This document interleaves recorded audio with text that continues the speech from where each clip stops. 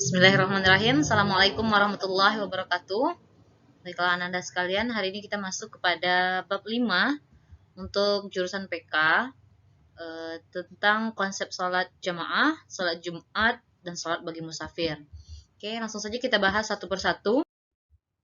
Yang pertama tentang salat jamaah terlebih dahulu. Oke, yang pertama hukum salat berjamaah menurut jumhur ulama itu sunnah atau fardu kifayah, yang mana lebih dianjurkan, dan apabila sudah dikerjakan oleh satu orang atau oleh beberapa orang maka terlepas kewajiban yang lainnya. Kemudian menurut ahlu zahir di sini menyatakan bahwa sholat berjamaah ini fardu ain bagi setiap mukallaf, jadi wajibnya untuk masing-masing pribadi kita.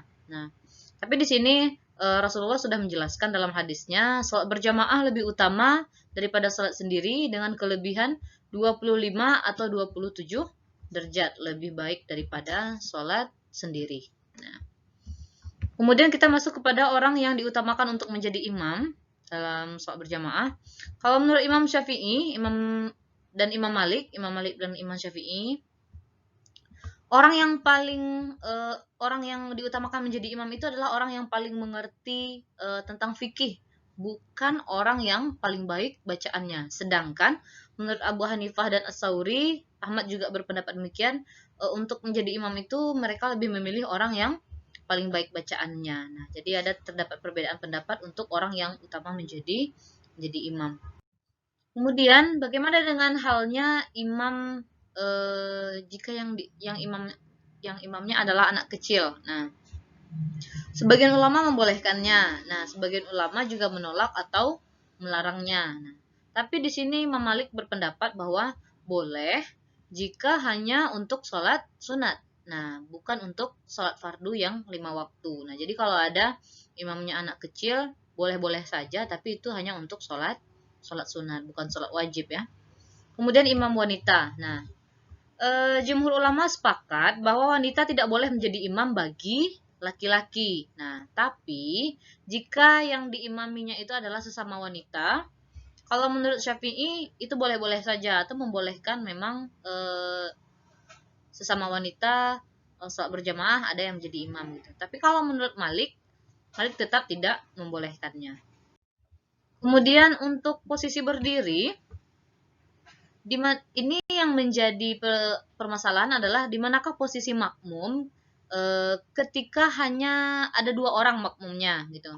Kalau misalnya memang banyak 3, 4, 5 dan seterusnya, itu kayak sholat jemaah biasa kan, imamnya di depan kemudian makmumnya di belakang bikin saf. Nah, di sini muncul pertanyaan, bagaimana jika makmumnya hanya 2 orang atau bahkan mungkin 1 orang. Nah, menurut Malik dan Syafi'i tetap berada di belakang si imam. Nah, sedangkan Abu Hanifah mengatakan agak sedikit ke depan atau mendekat ke arah imam. Mungkin cuma jaraknya itu lebih dekat lah daripada posisi yang biasa kita sholat berjamaah. Kemudian ada lagi untuk hal mengingatkan imam. Nah, jadi tidak terlepas dari kemungkinan bahwa mungkin imam salah bacaan atau lupa. Nah, jadi bagaimana mengingatkan imam ini boleh apa tidak? Nah, bolehkah mengingatkan imam ketika salah? Menurut Imam Malik, Syafi'i, dan jumhur ulama itu membolehkan. Nah, jadi ketika ada imam yang salah, mungkin bacaannya atau lupa, boleh diingatkan oleh jemaahnya. Nah, sedangkan menurut ulama Kufah itu melarang mengingatkan imam tersebut. Oke, lanjut kepada tentang sholat Jumat. Nah, sholat Jumat ini adalah sholat wajib yang dikerjakan pada waktu zuhur di hari Jumat yang diawali dengan 2 khutbah. Nah, mungkin untuk anak-anak ibu yang laki-laki tentu sudah melakukan ini sejak lama, rutin setiap hari Jumat. Nah, untuk hukumnya, sholat Jumat ini fardu ain bagi setiap mukallaf yang mampu dan memenuhi syarat. Nah, jadi ini wajib bagi masing-masing pribadi gitu. Kemudian waktu sholat Jumat sama dengan waktu sholat zuhur. Nah, jadi yang laki-lakinya sholat Jumat, yang perempuannya di rumah sholat zuhur. Ini terdapat dalam Al-Quran, surah Al-Jumu'ah ayat 9. Hai orang-orang yang beriman, Apabila disuruh untuk menunaikan salat Jumat, maka bersegeralah kamu kepada mengingat Allah dan tinggalkanlah jual beli, yang demikian itu lebih baik bagimu jika kamu mengetahui. Nah, jadi memang untuk perintah salat Jumat ini memang langsung ada di Al-Qur'an pada surah Al-Jumu'ah ayat 9. Nah, bagaimana untuk syarat wajib dan syarat sahnya? Syarat wajib yang pertama muslim, kemudian dia balik, berakal, kemudian dia laki-laki. Nah, merdeka dan sehat. Nah, di sini karena ada laki-laki. Nah, bagaimana jika dengan perempuan? Tidak wajib sholat Jumat atas perempuan. Nah, di sini ada dijelaskan oleh Rasulullah dalam sebuah hadis. Sholat Jumat adalah hak yang wajib ditunaikan oleh setiap muslim secara berjamaah, kecuali 4 orang. Budak sahaya, wanita, anak kecil, atau orang yang sakit. Nah, kemudian syarat wajib selanjutnya, dia menetap atau bukan musafir atau bukan sedang dalam perjalanan dan tidak ada uzur atau halangan lainnya. Nah, jadi apabila seseorang sudah mendapati pada dirinya hal-hal berikut, dia muslim, Islam, kemudian dia sudah balik, berakal, dia laki-laki, dan dia sedang menetap atau tidak sedang dalam perjalanan dan tidak ada halangan, maka wajib baginya untuk melaksanakan sholat Jumat. Nah, begitu.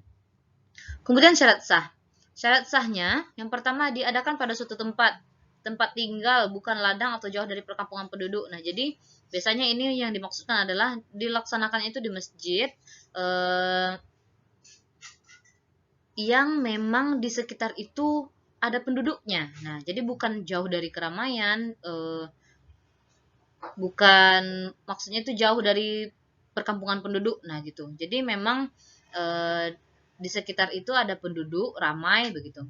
Jadi diadakan pada suatu tempat yang tidak jauh, bukan ladang dan tidak jauh dari perkampungan penduduk. Kemudian diadakan secara berjamaah. Jadi sholat Jumat ini tidak bisa dilakukan sendiri-sendiri, tentu berjamaah karena memang dia ada khutbahnya, kemudian dilaksanakan secara berjamaah.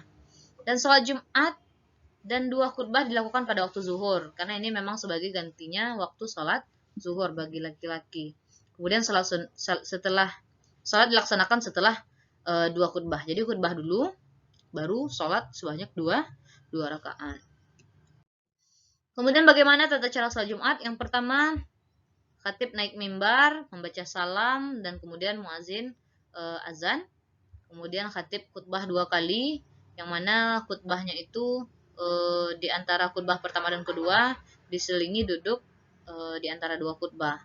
Kemudian pada saat khutbah, jemaah mendengarkan dengan baik tanpa bicara. Nah, jadi bagi Anda yang sedang mengerjakan atau mendengarkan khutbah ketika sholat Jumat, itu dilarang berbicara karena memang ketika mendengar khutbah kalau berbicara, ya sholat Jumatnya sia-sia begitu. Kemudian selesai khutbah, muazin iqamah sebagai tanda mulai sholat Jumat. Nah, kemudian jemaah bersiap melaksanakan sholat Jumat. Sebelum sholat dimulai, imam mengingatkan agar meluruskan dan merapatkan saf. Kemudian imam memimpin sholat sebanyak 2 rakaat.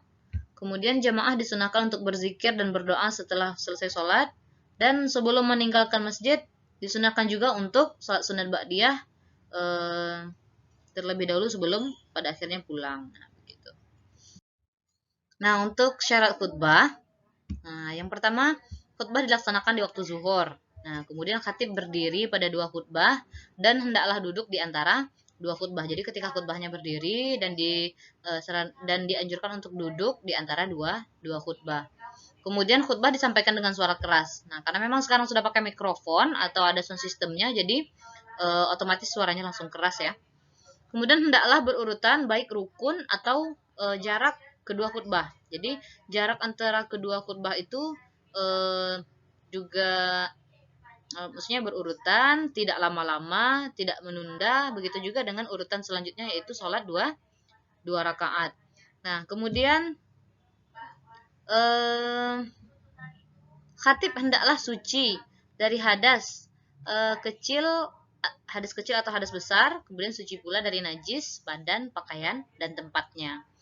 Kemudian terakhir khatib hendaklah menutup aurat. Nah, jadi ini syarat khutbahnya. Selanjutnya rukun khutbah. Nah, jadi ini untuk pedoman bagi Anda mungkin yang laki-laki, bagaimana urutan khutbah itu sendiri. Yang pertama hamdalah, membaca alhamdulillah, kemudian sholawat kepada Nabi, kemudian wasiat atau ajakan untuk takwa. Biasanya ini kayak ittaqillah, pokoknya yang menyeru untuk mengingat Allah, menyeru untuk mengerjakan perintah Allah. Nah, begitu. Kemudian membaca ayat Al-Qur'an yang mengandung makna lengkap. Jadi membaca sebuah ayat Al-Qur'an yang artinya utuh, jelas, bukan yang potong-potongan. Nah, begitu. Kemudian doa untuk seluruh umat Islam. Nah, begitu. Lanjut kepada bagian 3, sholat bagi musafir. Nah, yang pertama sholat qasar dan jamak. Nah, jadi sini ada qasar, itu artinya meringkas, dan jamak itu artinya menggabungkan. Nah, qasar di sini meringkas maksudnya adalah yang dari 4 rakaat menjadi 2 rakaat. Nah, itu meringkas. Jadi meringkas jumlah rakaatnya. Kemudian ada jamak, yaitu menggabungkan waktu sholatnya. Misalnya sholat zuhur dan asyar, kita sholatnya di waktu zuhur. Atau sebaliknya, zuhur dan asyar kita sholatnya di waktu asar, begitu. Kemudian kita bahas mengenai qasar dulu. Abu Hanifah berpendapat bahwa qasar itu fardu ain atau wajib bagi setiap individu yang memang lagi musafir atau lagi perjalanan. Nah, kemudian pengikut Syafi'i mengatakan bahwa menyempurnakan 4 rakaat itu adalah wajib mukhayyar atau pilihan. Jadi mau menyempurnakan sebanyak 4 rakaat boleh. Nah, begitu. Jadi ada dikasih pilihan gitu. Kemudian Malik berpendapat bahwa qasar itu hukumnya sunnah. Nah, sedangkan Syafi'i menyatakan bahwa qasar itu berupa rukhsah atau keringanan. Nah, jadi sedangkan menyempurnakan 4 rakaat itu lebih utama. Jadi mau menyempurnakan 4 rakaat lebih dianjurkan, tapi ada keringanan loh untuk mengqasarnya begitu. Itu kata Syafi'i. Lanjut. Nah, jarak perjalanan yang membolehkan kita untuk mengqasar itu menurut Imam Malik dan Syafi'i dan Ahmad menyatakan bolehnya sholat di qasar adalah 4 burud. Apa itu 4 burud? Yaitu perjalanan yang tidak lambat, tidak pula cepat selama 1 hari, 1 malam. Nah, jadi kira-kira 4 burud itu adalah perjalanan 1 hari 1 malam dengan perjalanan normal, tidak cepat dan tidak lambat. Kemudian Abu Hanifah dan ulama Kufah berpendapat bahwa jarak minimal qasar itu adalah perjalanan yang dilakukan selama 3 hari 3 malam. Nah, kalau misalnya memang kita ada perjalanan 3 hari 3 malam, baru diperbolehkan untuk mengqasar salat. Begitu menurut Abu Hanifah dan ulama Kufah di sini. Nah, sedangkan menurut ahli zahir, nah jamak yang dibolehkan itu menurut ahli zahir itu jamak boleh dilakukan dalam semua perjalanan, mau dekat, mau jauh, terserah. Yang penting katanya kalau kita lagi dalam perjalanan boleh qasar gitu, mau dekat ataupun jauh. Nah, untuk salat jamak, jumhur ulama mengatakan bahwa membolehkan jamak salat zuhur dan asyar di Arafah dan hukumnya itu sunnah. Nah, serta maghrib dan isya di Musdalifah. Nah, sedangkan Abu Hanifah berpendapat sama, boleh dilakukan di Arafah dan Musdalifah, namun tidak membolehkan jamak selain di 2 tempat tersebut. Jadi menurut Imam Abu Hanifah di sini bolehnya salat jamak zuhur dan asyar hanya di Arafah, dan bolehnya jamak salat maghrib dan isya hanya di Musdalifah. Di selain tempat itu tidak boleh. Nah, kemudian untuk tata cara jamak menurut Imam Malik, mengakhirkan salat pertama ke waktu salat kedua, atau jika dijamak di awal waktu juga boleh. Ini maksudnya misalnya dengan mengakhirkan salat pertama ke waktu salat kedua itu misalnya salat zuhur dan asyar. Nah, jadi kita salat zuhurnya di waktu salat asyar. Itu maksudnya mengakhirkan salat pertama ke waktu salat kedua. Jadi kita salat zuhurnya di waktu salat asyar. Nah, atau sebaliknya di jamak di awal waktu juga boleh. Misalnya salat zuhur dan asyarnya itu digabung ketika di waktu salat zuhur. Nah, begitu. Kemudian Imam Syafi'i, kalau Imam Syafi'i berpendapat bahwa menjamak salat di awal dan di awal waktu atau di akhir waktu itu sama saja. Jadi mau di awal boleh, mau di akhir boleh. Nah, kemudian hal yang membolehkan kita jamak, menurut Imam Malik, seorang musafir tidak boleh menjamak kecuali perjalanannya itu dirasa memberatkan. Nah, misalnya mungkin perjalanannya jauh, kita tidak pasti akan bertemu tempat sholat di mana, mungkin ketika waktu sholat masuk. Jadi kalau misalnya ada beberapa hal yang memberatkan, maka boleh untuk jamak, tapi tidak boleh menjamak kalau memang tidak ada kesulitan. Nah, sedangkan menurut Syafi'i tidak ada mensyaratkan hal-hal, apakah itu perjalanan yang merasa diberatkan atau tidak. Nah, yang penting kalau kita lagi dalam perjalanan, kalau menurut Syafi'i itu boleh untuk melakukan sholat jamak. Nah, di sini dengan catatan perjalanannya yang boleh sholatnya itu dijamak adalah dalam rangka ibadah atau perjalanan yang bukan untuk maksiat. Nah, misalnya pergi mengunjungi keluarga untuk silaturahmi, pergi rihlah mungkin. Nah, pokoknya tidak dalam perjalanan yang mengandung unsur maksiat. Nah, begitu. Oke. Nah, mungkin sekian untuk materi kita bab 5 tentang sholat Jumat, sholat berjamaah, dan sholat bagi musafir atau di perjalanan. Jika ada Ananda yang masih belum mengerti untuk materi ini, boleh Ananda japri bertanya kepada Ibu, atau kita diskusi di grup fikih lokal kita, fikih mata pelajaran fikih. Nah, kita tutup dengan hamdalah, alhamdulillahirabbil alamin. Jika ada salah Ibu mohon maaf. Assalamualaikum warahmatullahi wabarakatuh.